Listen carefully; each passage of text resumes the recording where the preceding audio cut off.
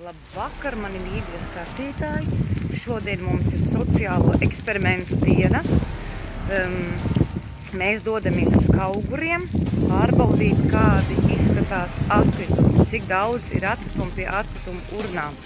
Jo pēdējā laikā sociālos tīklos ir pāršalts visai negatīvas piezīmes par atkritumiem, un arī televīzijā vienmēr stāsta, ka vienmēr visiem iedzīvotājiem problēmas sagādā atkritumi, kā viņi ir izmētāti. Tā kā mēs dodamies uz Kauguriem, uz dzīvojamā māju zonu, skatīsimies, kas tur ir ar atkritumu. Lūk, te ir pirmais konteiners sadzīves, nezinu, kādiem remontu atkritumiem, bet izskatās, ka ir samesta zāle, vanna un vēl citi.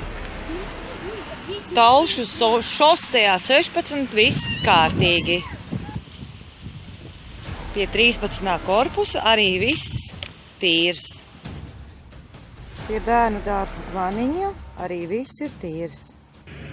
Esam atnākuši līdz čigānu mājai. Tur, protams, var redzēt, kā te ir sunītis. Paskatieties, kāds sunītis.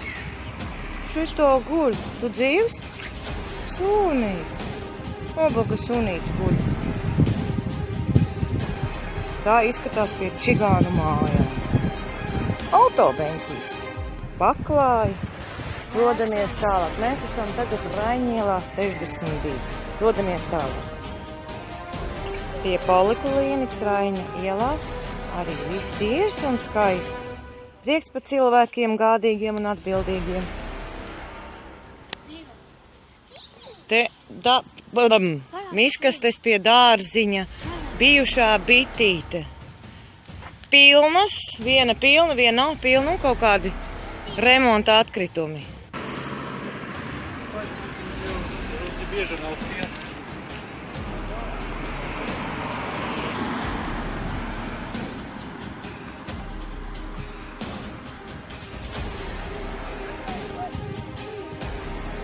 Nu ko, pietuvojamies vēl vienai sociālajai mājai.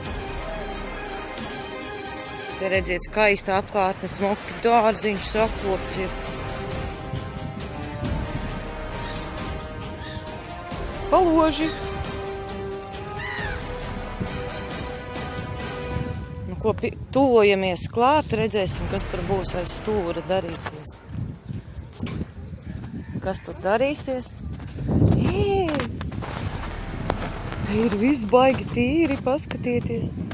Brīnumainā kārtā. Kā pa brīnumu ir viss tīrs. Es esmu šokā.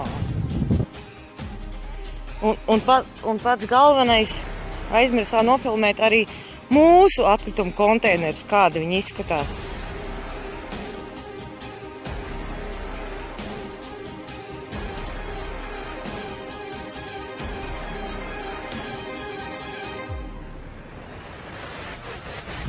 Nu ko, pietuvojamies arī mūsu atkritumu urnām, lūdzu. Te arī gandrīz savākts, pustukši izvākts un pat ir atstātas drēbes smuki, uzkarināts, varbūt kādam tomēr noderēs un derēs.